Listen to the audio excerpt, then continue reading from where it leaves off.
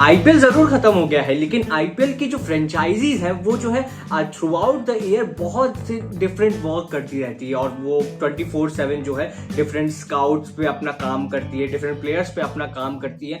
तो उसी सूची में आज से करीब 1 से 1.25 महीने पहले डेली मेल ने एक बहुत बड़ी जो है न्यूज क्रैक की थी।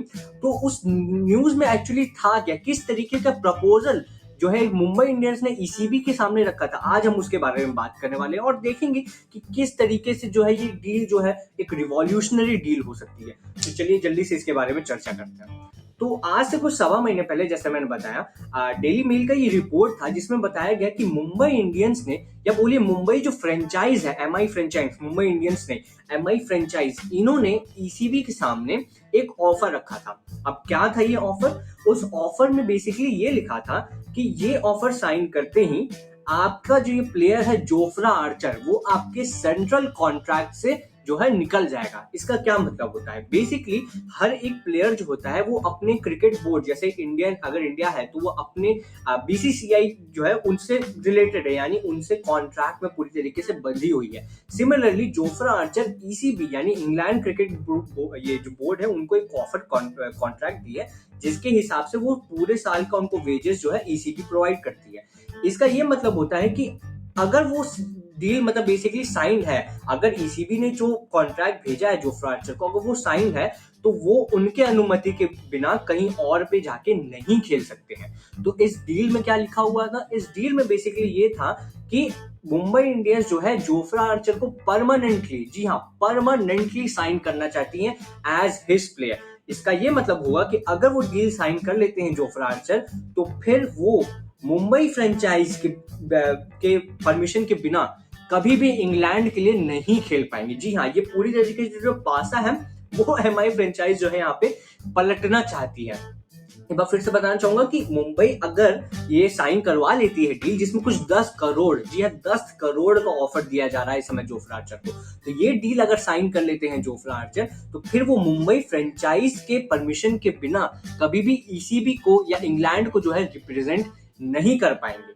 तो ये डील और ये बहुत, मेरे हिसाब से बहुत ही रिवॉल्यूशनरी डील है। इस तरीके की डील जो है अक्सर आप फुटबॉल में देखा करते हैं। अभी रिसेंटली अगर मैं एग्जांपल के बारे में बात करूं तो रिसेंटली अलेहांद्रो गर्नाचो, जो कि मैनचेस्टर यूनाइटेड के एक प्लेयर है, उनको अंडर 20 वर्ल्ड कप खेलने से यूनाइटेड की जो क्लब है यूनाइटेड, उसने मना कर दिया था। वो अर्जेंटीना के प्लेयर है, पर यूनाइटेड को क्योंकि उनकी जरूरत थी आने वाले मैचेस में, उन्होंने गर्नाचो को अपने कंट्री को रिप्रेजेंट करने से मना कर दिया था। वो क्योंकि वो चाहते थे कि वो उनके साथ रुके। तो कुछ इसी तरीके का अब एक ट्रांसफॉर्मेशन जो है वो अब जो है यहाँ पे भी देखने को मिल सकता है क्रिकेट में भी, क्योंकि मुंबई ने ये बहुत बड़ा एक रिवॉल्यूशनरी मूव जो है वो लिया है। अब इसके जब से वो मतलब डील बाहर आई है, उसके बाद से इस डील के ऊपर कोई भी वैसा सिग्निफिकेंट अपडेट तो कुछ नहीं आया। अभी तक डील साइन हुई है नहीं हुई है ऐसा कुछ भी पता नहीं चला है। बस वो जो ऑफर है वो वहां पे टेबल पे रखा हुआ है ईसीबी के और जोफ्रा आर्चर के। अगर उनका सिग्नेचर मिल जाता है तो डील बिल्कुल एक तरह से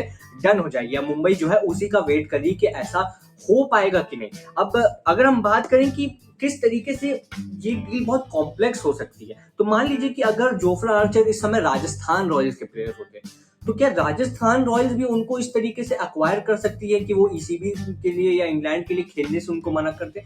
इसके बारे में अभी बहुत क्लैरिफिकेशन आना बचा है कि क्या जोफ्रा आर्चर कभी ऑक्शन में फिर आएंगे कि नहीं, ये किस तरीके की डील है, इसके बारे में कोई बहुत बड़ा अपडेट जो है या कुछ बहुत ऐसा क्लैरिफिकेशन अभी तक आया नहीं है। तो एक कॉम्प्लेक्सिटी जो है अभी इस चीज को लेके चल रही है कि ओवरऑल ये डील कहती क्या है। लेकिन जो बेसिक अपडेट है, जो बेसिक हमको पता है इसके बारे में, वो यही है कि फिर वो कभी बिना मुंबई इंडियंस के परमिशन के वो कभी भी इंग्लैंड के लिए नहीं खेल पाएंगे। अब इसके अलावा अगर मैं बात करूं कि क्या इसके अलावा कोई और ऐसी डील हुई है, तो जी हाँ, 2 और बहुत बड़ी साइनिंग्स हुई है, लेकिन उन्होंने मुंबई ने ऐसे साइनिंग नहीं किया।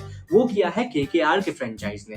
एलेक्स हेल्स और जेसन रॉय, ये 2 ऐसे प्लेयर हैं जिनके जो टेबल पे जो है ये ऑफर सेम ऑफर रखा गया था, जिसमें से रिपोर्टेडली अभी जेसन रॉय ने उसको ऑलरेडी साइन कर लिया है। जी हाँ, एलेक्स हेल जो कि आई थिंक सेंट्रल कॉन्ट्रैक्ट में नहीं है इंग्लैंड के, उनके पास भी ये ऑफर ऑलरेडी दे दिया गया है, लेकिन जेसन रॉय जो कि अपने सोशल मीडिया अकाउंट पे तो कह रहे थे कि उन्होंने ऐसा कोई भी डील साइन नहीं किया है, पर जो बताया जा रहा है, जो न्यूज आ रही है उसके हिसाब से जेसन रॉय ने उसको साइन कर लिया है। ही हैज अग्रीड, जो भी पर्सनल उनके साथ डील थी, मतलब जो भी पर्सनल एग्रीमेंट होता है पैसे को लेके और बाकी फैसिलिटीज प्रोवाइड करने को लेके, क्या इनके फ्यूचर रहेगा, आई थिंक वो पर्सनल डील जो है वो कंफर्म कर ली है जेसन रॉय ने, लेकिन ईसीबी की तरफ से अभी तक परमिशन नहीं मिला है। मुझे ऐसा लगता है कि अगर ईसीबी एक प्लेयर को परमिशन देगी तो वो बेसिकली उनको सबको परमिशन इवेंचुअली देना पड़ेगा, क्योंकि अगर कोई प्लेयर खुश नहीं है अपने क्रिकेट बोर्ड से, वो शायद उतना नहीं अच्छा फील करता, वो चाहता है कि वो निकल के बाहर खेले, तो फिर उस प्लेयर को अपने साथ रखने का वैसे भी कोई मतलब नहीं होता। तो आई थिंक ईसीबी एक ही साथ 3-4 डील जो है वो फाइनलाइज कर देगी, और एक बार ये सारे डील फाइनलाइज हो गए तो धीरे धीरे जो है बाकी टीम, जैसे आप चेन्नई को देख लीजिए, आप आरसीबी तो बिल्कुल टूट पड़ेगी बहुत ढेर सारी डील्स को लेके। फाफ डु प्लेसी जैसे उनके पास खेल रहे हैं, वो समझ लीजिए एक तरह का ऐसा डील है कि वो साउथ अफ्रीका के कॉन्ट्रैक्ट में तो है नहीं, लेकिन अब ऐसा हुआ है कि साउथ अफ्रीकन जो लीग है उसमें फाफ डु प्लेसी चेन्नई के लिए खेलते हैं, तो ये चीज आरसीबी को पसंद नहीं आएगी, इसलिए वो इस तरीके की डील फाफ डु प्लेसी के टाइप के प्लेयर को देगी, ताकि हर जगह जहां पे भी फाफ डु प्लेसी जाए वो आरसीबी को ही रिप्रेजेंट करते हुए दिखे। तो ये डील बहुत अच्छी भी है, मैं तो कहूंगा एक बहुत बड़ा रिवॉल्यूशन लेके आएगी, लेकिन बहुत तरीके से इसके जो है नेगेटिव पॉइंट्स भी है, जैसे कि बहुत ऐसे प्लेयर्स होंगे जो कि शायद अपनी टीम को रिप्रेजेंट करना चाहते हो, लेकिन क्योंकि सब प्लेयर्स बाहर जा रहे हैं तो कहीं ना कहीं वो भी इसमें इन्वॉल्व हो जाए।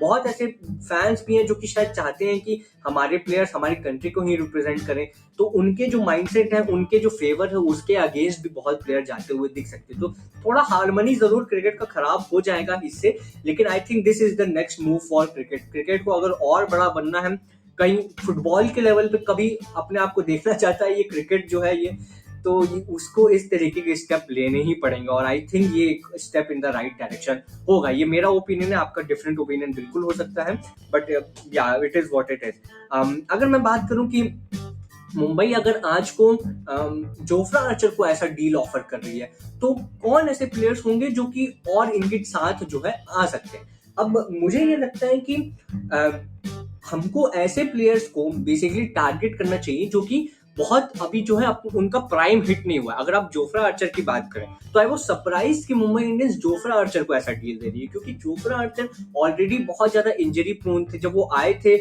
वापस इंग्लैंड से तो वो इतने फिट भी नहीं लगे, और इस साल का आपने देखा वो अपने बेस्ट में तो बिल्कुल भी नहीं थे। उनका बेस्ट जो है वो धीरे धीरे खत्म हो रहा है, और तब जाके मुंबई ने ऐसा डील उनको दे दिया है। अब आई डोंट नो ये कितना हेल्प करने वाला है उनको, लेकिन जिस तरीके के प्लेयर्स को मैं चाहता था बेसिकली वो डील साइन करें, वो है कैमरून ग्रीन जैसे प्लेयर, ताकि उनको कभी एमआई फ्रेंचाइज खोए ना।